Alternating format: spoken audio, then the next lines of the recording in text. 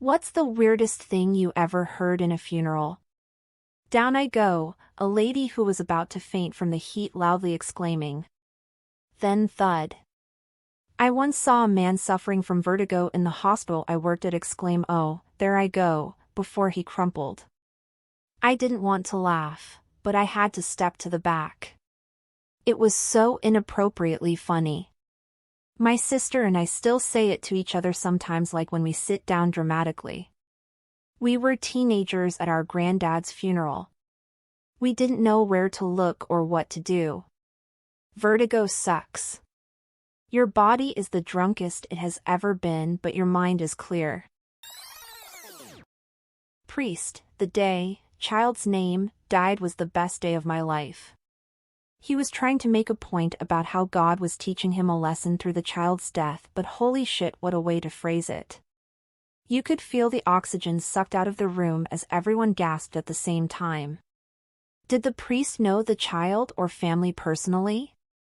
Why was he trying to make the funeral speech about himself?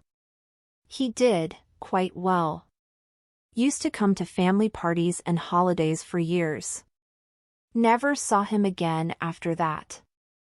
In my dad's eulogy for his father, he told everybody that Grandpa tried to kill him by allowing a tractor to tip over on him. Oddly enough, a friend of the family had died when a tractor he was riding tipped over and pinned him to the ground. It's pretty weird. Grandpa definitely murdered that poor dude. Grandpa 100% murdered someone. Killer grandpas, next Geraldo. I sure hope they don't find a uniform of the German persuasion. My good friend's dad was an alcoholic. He shot himself after shooting his girlfriend in a drunken argument. My friend was to give the eulogy. All my dad taught me was how to open a beer with a lighter and walked away. Poor guy. I wish your friend well. Now I want to know how to open a beer with a lighter.